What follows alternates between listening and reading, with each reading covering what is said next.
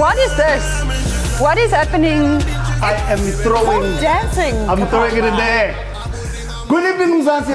Twitterville had a meltdown yesterday after Jessie Nelson of the popular and award-winning British musical of the musical outfit tweeted this. Yo. Ileta.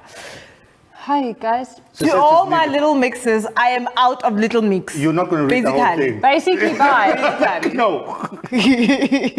All right, so soon after that, the mixers took to social media to react to Jess's departure from the group, and this is what they had to say. Zaya verbs, because these names are... Xavier BS. Zaya verbs. Right, for all the people who spent years sending hate to Jessie, making fun of her body, her appearance, her voice, they made her try suicide. Oh. You ended her life and her dream. Today, she had to abandon her career to stay in peace. Do you understand how heavy this is? That got so dark so quickly. So quickly. Oh, sure. And then Bambino no Becky. Just Bambino Becky. Bambino Becky said, yes. I declare a national day of mourning. Okay, it's not that deep, guys. There has been greater tragedies in the history of music. For example, I would like to suggest, the Spice Girls, hello. So we often find it difficult, when the music industry change. It can be very devastating when they break up. And when one member of a band exits, sometimes the dynamics never kind of really settle. Yeah? We asked you at home which musical band or group split really kind of hit you deep. Saya says Most Def Liquid Deep. They left me alone, and they knew that I don't want to be alone. See what you did there. Nice one. I don't want to be alone. Liquid Deep really messed me up. Shame. Okay, and Malaika, Adila, the Coca-Cola pop stars, and Bongo Muffin. Bongo Muffin, yes. I'm there for the Bongo Muffin. I agree with Adila. Yeah. Because I thought they were going to go somewhere. They were the first pop stars group, and I thought they were going to go somewhere, and then nothing happened. The problem with South African music, guys, just word to the wise, go be a solo artist. You can't split your money by 3. Yeah, definitely. A group, or whatever. Definitely. Yeah. This needs to happen right here. Anyway, shout out to Squatter Camp and splitting the money 20 ways. But let's move on to another trend. It's the ANC's Integrity Commission having recommended that the ANC Secretary General Ace Magashule step down with immediate effect from his position. Now, the Commission Chair recommended that the resolution of the ANC's conference actually be applied in the Secretary General's case, and they believe Magashule should step aside until his corruption case is finalized. And soon after that, it wouldn't be South Africa if Ace Magashule didn't start trending. Clever Black weighed in with this. If the Integrity Commission's recommendation on Ace Magashule does not get implemented, the commission is of no use. Just disband it. How do you know Clever Black speaks like that? That's what it sounds like. And then Justin De Beer said this. Okay, bold move. Will the top 6 minus the man in question make a bold decision? Will Ace respect the findings of the commission? The answer to both questions is probably not, bro. You must roll your R a bit more. Probably not. Justin De Beer. Joining us online is SABC's political reporter Samkele Maseko, who has been following this story. Samkele, welcome to the show. What does this mean for Ace Magashule? This essentially means that the Secretary General of the ANC, despite having his legal woes being compounded on him, he's now faced with political turmoil within the ANC, which this particular recommendation by the Integrity Commission of the party essentially means that the highest decision-making structure between conferences of the ANC, the National Executive Committee, will now be stuck with the conundrum of whether they adopt the recommendations of the Integrity Commission or they wait and stall and wait for the outcomes of an appeal process that the Secretary General may institute, just like the Deputy Minister of Finance, Dr. David Masondo, has appealed the Integrity Commission recommendations that he must be removed as the Deputy Minister, resign as a Member of Parliament, and also be removed as the head of the political school. But it does sharpen contradictions within the governing party in the sense that Ace Magashule's backers will now have to fight tooth and nail for the political survival of Ace Magashule, as you see the likes of Derek Hanekom have their knives out to remove the Secretary General of the ANC. You've got the likes of Montli Gungubele, ANC member, who's also set that the resolutions of the 54th National Conference must be implemented to the T, and that the Secretary General must abide by the resolutions taken by the branches of the ANC, and the team must step aside with immediate effect. Maseko says that the Integrity Commission report does not change the date of Christmas. It can wait, and they are in festive mood. They will deal with this issue next year around March. Thank you, Samkele. We really appreciate your input on the matter. We'll keep following the story. Now, moving on, speaking of the ANC, former President Jacob Zuma's legal team sent this letter. Guys, so the bold 3-line thing in the middle, that's the subject line. So when you type an email, that's the subject. The actual contents of the letter is, I've counted them, 20 words long. He says he won't be participating in the Zondo Commission. I'd like to translate this into Zulu because I read it in Zulu as well. I read it in Zulu. It says, "Ningijwayela kabi, angizi lapho, hambani niyofa."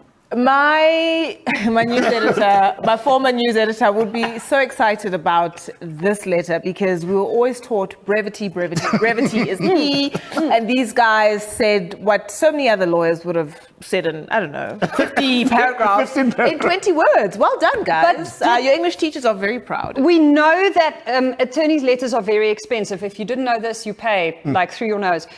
Is he getting discount because the letter is so short? No. Attorneys have never been known to discount their fees. Guys.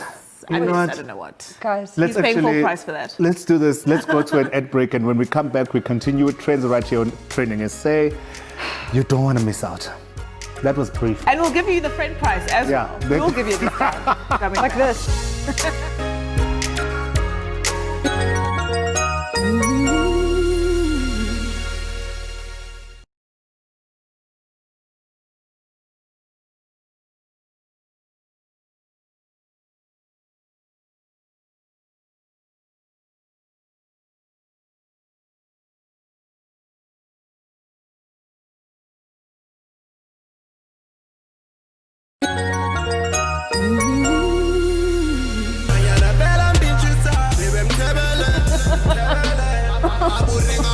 What is he doing?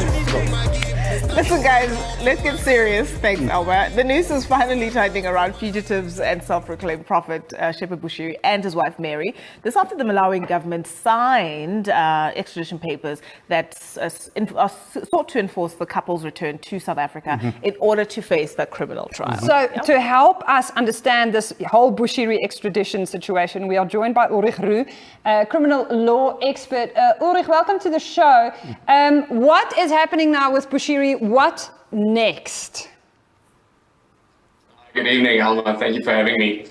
Yes, so when the Bushiris were arrested in Malawi, they first appeared in the magistrate's court, and the magistrate there found that their arrest had been done so unlawfully and that they were to be released immediately. The Malawian government then took that decision on appeal, and the Malawian High Court is now tasked with the decision on whether to grant that appeal or not. And on 22 December, the High Court will make a decision as to whether the Bushiris will be extradited to South Africa or not. So not yet a firm decision made that they will be extradited, but certainly it's been brought before the correct court now, and we await the court's decision on whether they will have to be extradited to South Africa or not. All right, so what legal recourse does the Bushiris have at their disposal? And if they decide to exercise it, how long can their extradition process take? Well, if the High Court finds that they should not be extradited, then of course that's happy days for them, and they will carry on living their lives in Malawi. Whereas if the court does decide to extradite them, so in other words, they must come to South Africa to stand trial here on the charges that have been preferred against them, then they would have an opportunity to appeal that decision, and they would have to lodge that appeal within 15 days of the decision having been made that they should be extradited to South Africa. All right, for the president. This family meeting comes on the backdrop of South Africa officially entering our second wave. It's true because he says so, and also numbers. Read the numbers. Yeah. To help us understand some of the factors that got us here now, we are joined by Dr. Angelique Coetzee, the president of the South African Medical Association. Dr. Angelique Coetzee, please just tilt your screen back a little bit. I'm only seeing your forehead. Welcome to the show. In the beginning, we started with these lockdown measures. Can you hear us? Hi, Doc. Hi there. You're live on air, Doc. You're live and on I think air, you're Doc. on mute. Can you hear me? All right. Sorry. Hi, Doc. We're just checking if we can hear you. All right. Okay. Lovely. So in the beginning, people seemed to listen to COVID protocols. Now it feels like with COVID fatigue, we've moved on. But COVID obviously isn't done with us.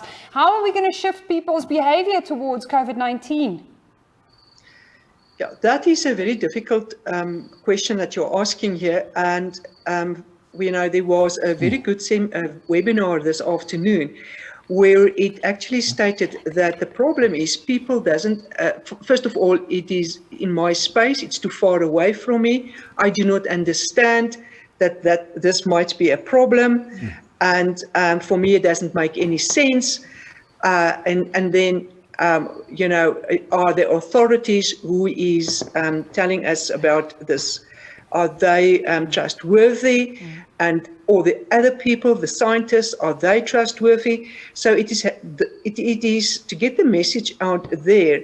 There's a lot of psychology that needs to be done as to reach your different audiences and get them to comply with a vaccine once if we have the vaccine. So there's a lot of work that needs to be done to get people on board.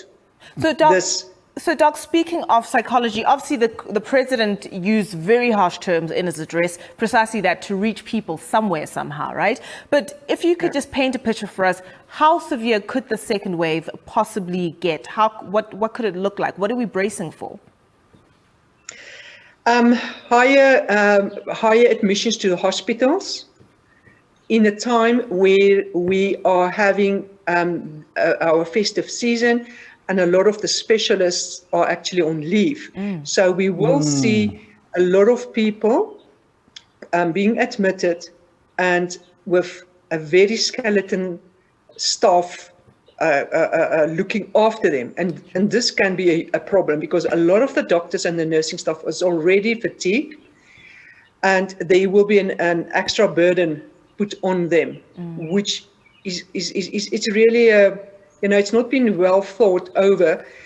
We are seeing a lot of the provinces putting moratorium on employing new doctors and nursing staff, and there is no team in provinces that you can take from one spot to another spot to help and with the virus and to help with put out the fire where there's a need.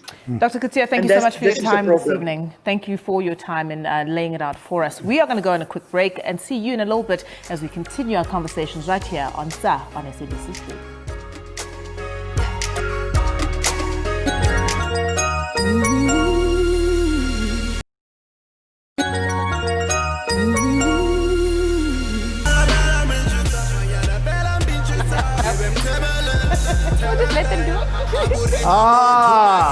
Welcome back op TrendingSA. The next story. Welcome terug op TrendingSA. The next story crept into the hearts of South Africans and grabbed headlines after Wits University medical student Mumtaaz Emeraan shared a video on her Instagram asking people to donate money towards her nearly 500,000 Rand outstanding university fees. Tonight, she joins us to share her story with us, outline her plans for 2021 and how she's paying it forward. Welcome to the show, Dr. Mumtaaz Emeraan. Thank you so much for having me. Dr. Taz, you posted this video last week, 8th of December to be more specific. Let's just check it out for those that haven't seen it. Oh no. And the amount that I owe is ridiculous. It's ridiculous. It's all the money that accumulated since third year because of everything that happened in the foundation. Money never really got into the Wits account and nothing was ever settled. So now I'm sitting with everything. So to give you, to shock you a little, the amount that I owe is 471,000 Rand. Yeah, I know. pretty hectic. This is kind of my last attempt at trying to graduate. So yeah, I hope this video speaks to you guys, and if there's anything that you can do, please reach out. So I was blown away by the fact that you posted again 24 hours later with some really good news. Just tell us what happened during that time. So just to backtrack, before I created that video, I was in such a dark place where I had to face myself off and say, look, you swallow your pride or you're not going to graduate. It's as simple as that. It's going to happen. And I didn't sleep. It was New Year's Eve for you. Basically, Yes. Better than you. So let's just take it back. Yes. You mentioned on the video that there was a foundation that was actually sponsoring you. Correct. What happened there? So I don't want to mention any names because Drop a name. no, this is a positive story. So I'd like to focus on that. Yeah. So in my third year, I got a sponsor, and I was like, dude, like, now this is the first time I don't have to worry about money. And I just entrusted that foundation with everything. I registered every year, so I never thought that I needed to check my fee statement. And then last year, I found out that there was some sort of corruption in the foundation. Someone stole the money, and it never really reached my account. Were you the only one affected? Yes, because I was their pilot project. No way. Yes. Okay. And then I was left with all of that. We sent a letter through to the institution stating what happened, and then they allowed me to register. So they were aware of what happened. But then unfortunately, nothing really came from it. It was said that the sponsor was going to pay in May, and I thought, okay, cool. By May, everything settled, and then no, it wasn't. So you are graduating on Thursday. Well, I'm speaking. Yes, of course. No, you are not speaking at her graduation, Blair. We spoke about you inviting yourself to people's things. You can't just go to people's graduations uninvited. Talk to us about how you feel about graduating. You're starting at Barra on the 1st of January. Yes. You have been through a lot. It's a big month, this. Yes.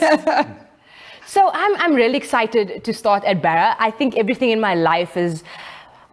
It's I don't know, prepared me for this moment. Everyone's like, oh my God, you applied at Barra? And I was like, yes. And they're like, aren't you scared? I was like, no. I deal with everything in my life head on, and I was like, this is just another thing. When I come out on the other side, everyone's going to be like, it's that Barra doctor. I'm like, yeah. Can we have more doctors like you, please? Please. I think there's a lot of us out there. Yeah. I hope. We hope so too, but most specifically, the thing that put you on this path, you say, you allude to the fact that where you come from, not everyone you don't expect most people to go and become doctors. Yes. What set you on this path? My son. When I fell pregnant, I only found out I was pregnant when I was 6 months pregnant. Mind blowing, right? When my mom looked at me and she was like, you're walking different. I said, no, I'm not. And yeah, it was kind of crazy. She was like, what did you do? I was like, I don't know. And then at 7 months, I gave birth to my son. He was a premature child. And just seeing him in that neonatal ICU in the incubator, I just looked at him and I was like, he's fighting for his life every single day.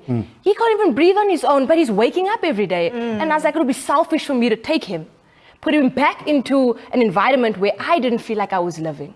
And I was like, and I saw how the doctors maneuvered around him. And they'd always give me updates like, look, he's doing well, he's fighting. And I was like, I want to do that for someone. And in that moment, I knew I want to change everything for him. And I knew exactly what I wanted to do for other people. And that was to become a doctor. So you have been inspired by the spirit of Ubuntu that Yes. was shown to you. And you said you're starting a foundation. Yes. Tell us what brought that about.